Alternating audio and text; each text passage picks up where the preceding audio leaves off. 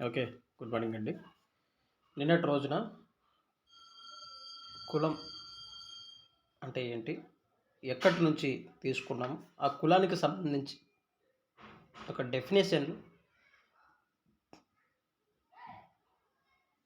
ఎవరెవరు ఏం చెప్పారు అన్నది క్లియర్‌గా చూసాం. ఈరోజు క్లాస్‌లో కుల ఆవిర్భావ సిద్ధాంతాలు పరిచయం చేసుకొని, అయితే ఈ కులం వల్ల ఏంటి నేటి సమాజంలో అన్నట్టు చూసి, ఈ కుల ప్రభావం ఎంతగా ఉంది అని చూద్దాం.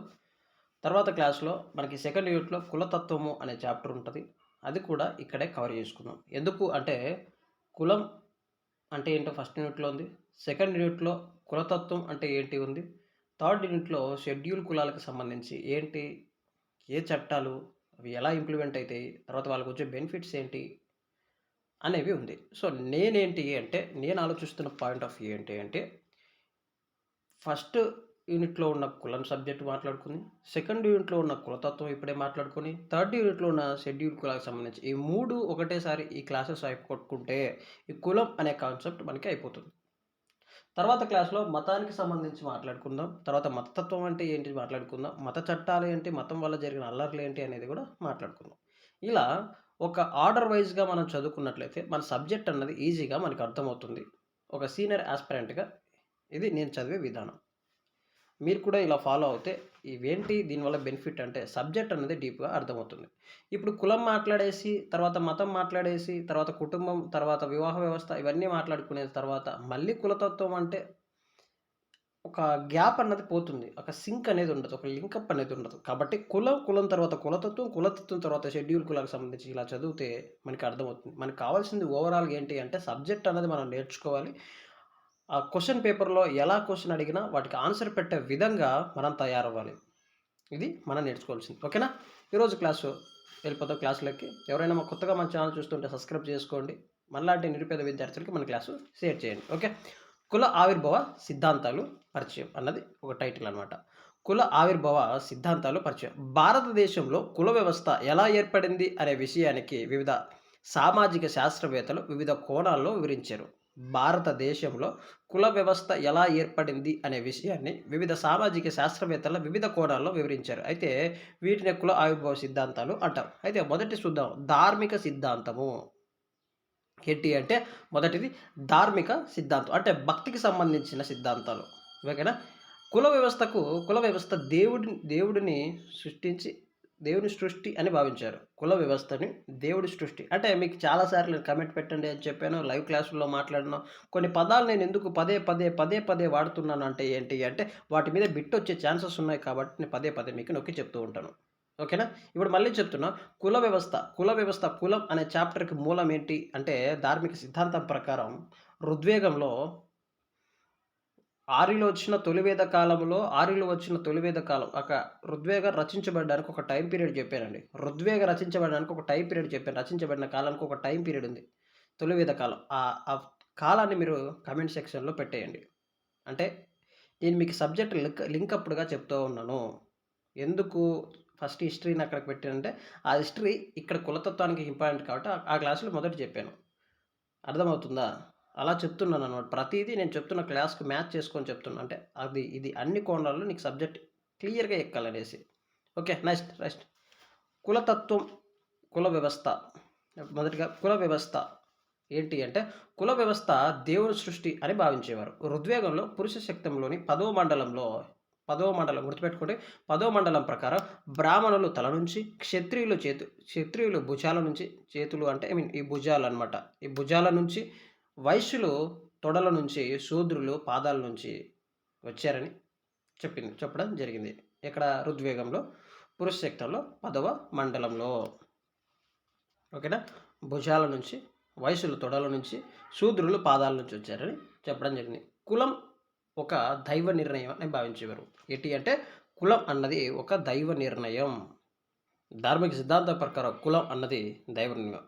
మనుస్మృతి కూడా ఈ విభజనను బలపరిచింది. మనుస్మృతి కూడా ఈ విభజనను బలపరిచింది.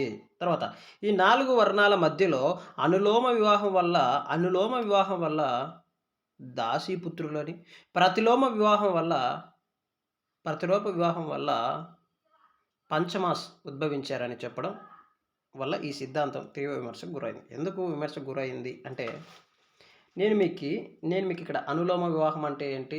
ప్రతిలోమ వివాహం అంటే ఏంటి? అన్నది ఎక్కడ చెప్పాను? అంటే వివాహ వ్యవస్థల గురించి చెప్పాను. అంటే వివాహ రకాలేంటి అన్నది 8 వివాహ రకాలున్నాయి అని అక్కడ క్లియర్‌గా చెప్పినప్పుడు అక్కడ చెప్పాను. కాబట్టి మన సబ్జెక్ట్ ఏంటి అంటే ప్రతి సబ్జెక్ట్‌కి హిస్టరీకి, సొసైటీకి, హిస్ పాలిటీకి, సొసైటీకి లింకప్‌తో నడుస్తుంది. ఇది మీరు గుర్తుపెట్టుకోవాలి. అనులోమ వివాహం అంటే ఏంటి? అంటే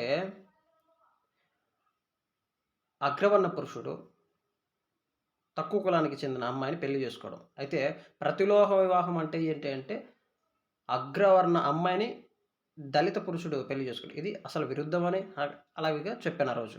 ఇది అనమాట. ఓకే. క్లాస్‌లోకెళ్దాం. ఈ 4 వర్ణాల మధ్యలో అనులోమ వివాహం వల్ల దాసీపుత్రులు అని, పంచమాసాన్ని ఉద్భవించారని చెప్పడం దాని జరిగింది. ఇదంతా ఓకే. నెక్స్ట్ వృత్తి సిద్ధాంతం. అది చెప్పాను కాబట్టి ఇంక మరీ డీప్‌గా అవసరం లేదు. మీకు అక్కడ పీడిఎఫ్‌లో కూడా క్లియర్‌గా ఇచ్చాను. తర్వాత వృత్తి సిద్ధాంతం. నెస్ పియాల్డ్ ఈయన తన గ్రంథమైన the history of human industry the history of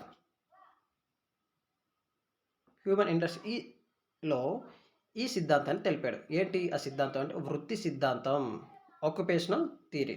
వృత్తుల ఆధారంగా కులాలు ఏర్పడినవని చెప్తుంది. వృత్తుల ఆధారంగా కులాలు ఏర్పడ్డాయని, ఒకే వృత్తి చేసేవారు ఒక సమూహంగా ఏర్పడి తర్వాత కాలంలో కులాలుగా మారారు. ఉదాహరణకి కుమ్మరి, కుసుమ, నాయి, కాపరి. ఇప్పుడు కుమ్మరి వారు ఏ వృత్తి అయిపోయిందంటే కుమ్మరి ఏం చేస్తాడు? కుండలు చేస్తాడు. అతని వృత్తి కుమ్మరి వారుగా ఏర్పడ్డారు.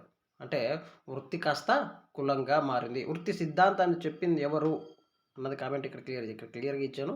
ఈయన పేరు కామెంట్‌లో క్లియర్‌గా రాయండి. తర్వాత తర్వాత జాతి లేదా వంశ సిద్ధాంతము. హెర్బర్ట్ రిస్లే తన యొక్క గ్రంథమైన ది పీపుల్ ఆఫ్ ఇండియా ద్వారా తెలియజేశాడు. అంటే ఆర్యులు మరియు ద్రావిడ మధ్య జాతి భేదం వల్ల ఈ కుల వ్యవస్థ ఏర్పడిందని, ఆర్యులు తమ శుద్ధతను కాపాడుకోవడానికి ఇతరుల వివాహాలు నిషేధించారు. ఆర్యులట తమ శుద్ధతను కాపాడుకోవడానికి ఇతరులతో వివాహాలు నిషేధించారు. ఇక్కడ మీరు గుర్తుపెట్టుకోవాల్సింది వృత్తి సిద్ధాంతాన్ని ఎవరు చెప్పారు? జాతి సిద్ధాంతాన్ని ఎవరు చెప్పారు? ధార్మిక సిద్ధాంతానికి ఆధారాలు ఏంటి అన్నది చూసుకోండి. నెక్స్ట్ ఇవి క్లియర్‌గా చదువుకోండి, రాసుకోండి. తర్వాత రాజకీయ సిద్ధాంతం, పొలిటికల్ థియరీ. కొన్ని పదాలు పలకడానికి కష్టంగా ఉన్నా ఇవి నేర్చుకోండి. నాకు కూడా కష్టమే. అబ్బే డుబోయిస్. ఓకే. బ్రాహ్మణులు తమ ఆధిపత్యాన్ని కొనసాగించడానికి కుల వ్యవస్థని ఏర్పరిచారు. పొలిటికల్ థియరీ ఏం చెప్తుందంటే బ్రాహ్మణులు తన ఆధిపత్యాన్ని కొనసాగించడానికి కుల వ్యవస్థ ఏర్పరిచారని, సమాజ నియంత్రణ చేయడానికి ఇది రాజకీయ సాధనమని, అధికారాన్ని కాపాడుకోవడానికి కులం ఉపయోగపడుతుంది. పొలిటికల్ థియరీ ఏం చెప్తుందంటే బ్రాహ్మణులు తన ఆధిపత్యాన్ని కొనసాగించడానికి కుల వ్యవస్థ ఏర్పరిచారు. చూడండి ఇక్కడ క్లియర్‌గా ఇచ్చాను. ఇమేజ్ జూమ్ చేసుకొని క్లియర్‌గా చదువుకోండి. ఓకేనా? ఇంగ్లీష్ మీడియం వాళ్ళకి ఇక్కడ కంఫర్టబుల్‌గా ఉంటుంది. అక్కడ విన్న తర్వాత ఇవి చదువుకోండి. ఓకేనా? నెక్స్ట్ బహుకరణ సిద్ధాంతం. హట్టన్ ఈయన కుల వ్యవస్థను ఏం చేశాడంటే కుల వ్యవస్థను సమర్థించాడండి. కుల వ్యవస్థను సమర్థించింది ఎవరు అంటే హట్టన్. కుల వ్యవస్థ ఒకే కారణం కాదని, కుల వ్యవస్థకు చాలా కారణాలున్నాయి. మతం, జాతి, రాజకీయ, సంస్కృతి వంటి అనేక అంశాల వల్ల ఏర్పడిందండి. బహుకరణ సిద్ధాంతాన్ని ఈయన చెప్పాడు. ఇప్పుడేంటంటే ఈయన కుల వ్యవస్థను సమర్థించాడు. ఇది ఇంపార్టెంట్. కుల వ్యవస్థని ఈయన సమర్థించాడు. తర్వాత గిల్డ్ సిద్ధాంతం. డెంజెల్ లిబోస్టాన్.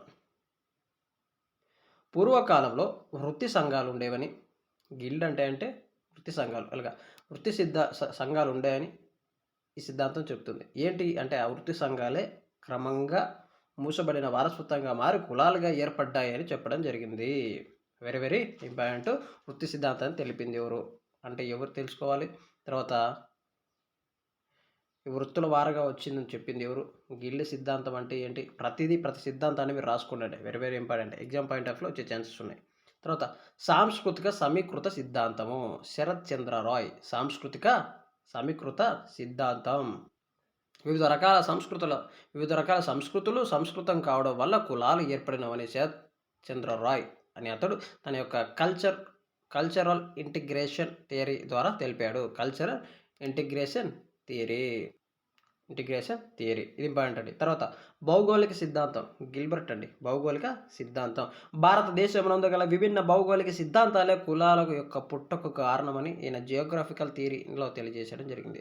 భౌగోళిక సిద్ధాంతం భౌగోళిక సిద్ధాంతం ఎవరు అంటే గిల్బర్ట్ అండి. ఈ గిల్బర్ట్ ఏం చేశాడంటే భారతదేశం నందు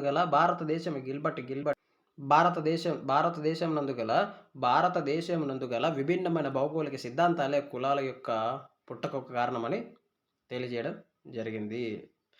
తర్వాత సంస్కార సిద్ధాంతం సంస్కార కొన్ని పదాలు సేమ్ ఉంటాయి, గుర్తుపెట్టుకోండి. సంస్కార సెన్నట్.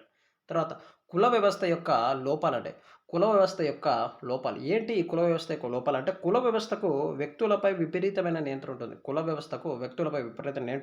ఇది అలవాట్లు, ప్రవర్తన, నైతిక ఆచారాలను నియంత్రించడానికి క్రమబద్ధీకరిస్తుంది.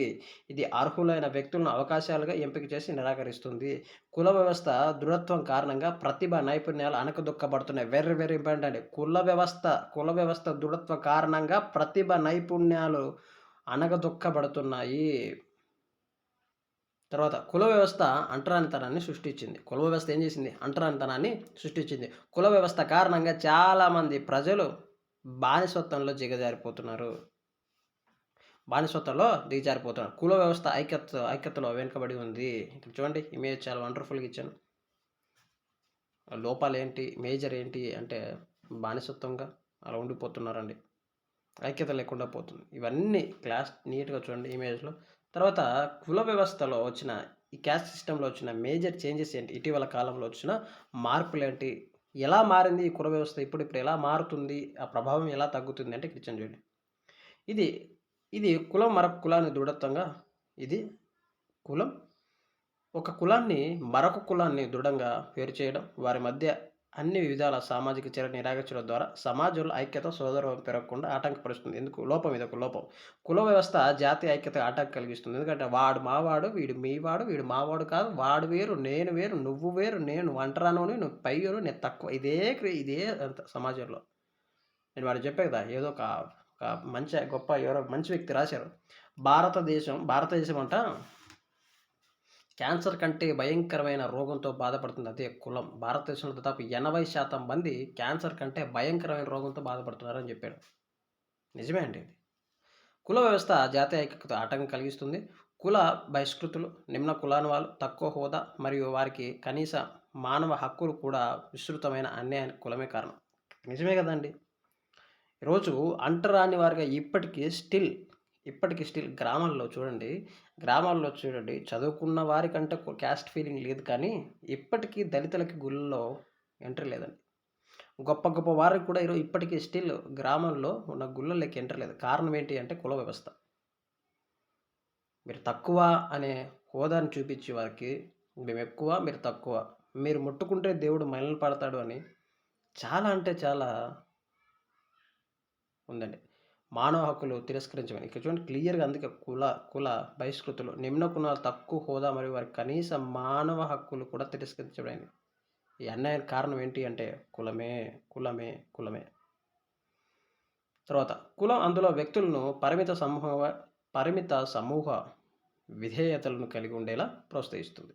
కులంలోని వ్యక్తులు విస్తృతమైన జాతీయ ఐక్యత కన్నా వారి కులానికి ఎక్కువ విధేయులుగా ఉంటారు. కరెక్టే కదా. ఓకే, ఇదంతా ఓకే అండి.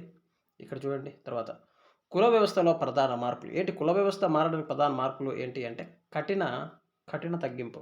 కఠినత ఎలా తగ్గింది? ఈ కఠిన తగ్గింపు ఏంటి అంటే పూర్వకాలం కుల నియమాలు చాలా కఠినంగా ఉండేవని. పూర్వకాలం కుల నియమాలు ఎలా ఉండేవంటే చాలా కఠినంగా ఉండేది. అంటే ఇక్కడ విన్నాను, దళితులట ఊరిలో సంచరిస్తున్నప్పుడట మూతికి ముంత కట్టుకోవాలంట, ముడ్డికి చీపురు కట్టుకోవాలంట. అంటే వారు నడిచిన పాదాలు కూడా మళ్ళీ ఆ చీపురే నీట్గా అలా చేసుకుంటూ అవుతుంది. మూతికి ముంత కట్టుకొని ముడ్డికి చీపురు అలాంటి నియమాలు ఉండేవట. ఇలాంటి నియమాలు ఇప్పుడు నేటి సమాజంలో ఎక్కడ లేవు. బికాజ్ ఆఫ్ ఎందుకు? ఈ అస్పృశ్యత నివారణ గురించి చెప్పిన ఆర్టికల్ ఏంటి? కామెంట్ చేయండి. అస్పృశ్యత నివారణ గురించి చెప్పిన ఆర్టికల్ ఏంటి? ఇప్పుడు కొంచెం ఇవి సడలించబడ్డాయి. తర్వాత వృత్తి స్వేచ్ఛ అండి. ఒకే కులానికి ఒకే వృత్తి అనే భావన తగ్గింది. వ్యక్తులు తమ ఇష్టానుసారంగా వృత్తులు ఎంచుకుంటున్నారు. మీరు చూడండి, కుల వ్యవస్థ అప్పుడు మనం మరీ తొలివేద కాలంలోకి వెళ్తే, ఋగ్వేద కాలంలో అక్కడ వర్ణ వ్యవస్థ ఏర్పడిందంటే వీరు ఈ పనే చేయాలి. బ్రాహ్మణులు విద్యను పూజించాలి, మంత్రాలు వారే చదవాలన్నది అప్పుడు కాన్సెప్ట్. అయితే ఇప్పుడు విద్యను బోధిస్తున్నది ఎవరు? ఎస్సీలు ఉన్నారు, ఎస్టీలు ఉన్నారు, బీసీలు ఉన్నారు, ఓసీలు ఉన్నారు. అందరూ ఇప్పుడు మంచిగా ప్రభుత్వం వస్తున్న డిఎస్సి నోటిఫికేషన్లో టీచర్స్ అవుతున్నారు, జేఎల్ అవుతున్నారు, డిఎల్ అవుతున్నారు. సో ఇక్కడ తగ్గించబడింది. గతంతో పోలిస్తే ఇక్కడ బెస్ట్ అనమాట. తర్వాత అంతర్ అంతర్ అంతర్ వివాహాలు పెరుగుతారు. అంటే ఇంటర్ క్యాస్ట్ మ్యారేజెస్ అండి. పూర్వ కట్న నిషేధించింది. ఇప్పుడు కొన్ని ప్రాంతాల్లో ఇప్పటికీ ఉంది ఇంటర్ క్యాస్ట్ మ్యారేజెస్. అప్పుడు నిషేధం అండి. ఏంటి అంటే ఇప్పుడు ఒక కులానికి చెందిన అమ్మాయిని మరొక కులానికి చెందిన అబ్బాయి పెళ్లి చేసుకుంటే సమాజం ఇప్పటికీ ఒప్పుకోదు. కానీ భారత ప్రభుత్వం ఏంటి అంటే రాజ్యాంగం వల్ల 21 సంవత్సరం నిండిన అబ్బాయి 18 నిండిన అమ్మాయి తనకు నచ్చిన వ్యక్తిని వివాహం చేసుకోవచ్చు ఆర్టికల్ 21 కింద. ఓకేనా? తర్వాత అస్పృశ్యత తగ్గింపు ఆర్టికల్ 17 అండి. రాజ్యాంగం ద్వారా అస్పృశ్యత నిషేధించబడింది. ఏ ద్వారా? ఆర్టికల్ 17 1955 చట్టం ద్వారా సామాజిక చైతన్యం పెరిగింది. తర్వాత సామాజిక స్థానంలో మార్పు సోషల్ మొబిలిటీ కింద క్లియర్గా ఇచ్చాను పోయిన వీడియోలో. అక్కడ చూడండి, దిగువ కులానికి వారు కూడా విద్యా ఉద్యోగాలపై స్థాయికి చేరుకుంటున్నారు. తర్వాత పట్టణీకరణ ప్రభావం అంటే నగరాల్లో కూడా కులభావన తక్కువగా ఉంటుంది. వ్యక్తి ప్రతిభకు ప్రాధాన్యత పెరిగింది. ఇప్పుడు ఒక ఐఏఎస్ ఉంటాడండి. ఒక ఐఏఎస్ మంచిగా చదివి మంచి నైపుణ్యంతో మంచి టాలెంట్తో ఐఏఎస్ అయి ఉంటాడు. సో అప్పుడు అతని దగ్గర కుల వివక్షత అన్నది ఉండదు. ఎందుకంటే ఇప్పుడు తగ్గిపోతుంది. బికాజ్ ఆఫ్ వ్యక్తి యొక్క ప్రతిభకు ప్రాధాన్యత పెరిగింది. ఓకే, ఇదండి ఈరోజు క్లాసు. చక్కగా చదువుకోండి. నెక్స్ట్ క్లాస్ కూడా ఒక గంట 2 గంటల లోపు మళ్ళీ పెడతాను. చక్కగా చదువుకోండి. ఈరోజు కులం అనే కాన్సెప్ట్ని క్లియర్గా కంప్లీట్గా చేసేద్దాం. Okay, all the best.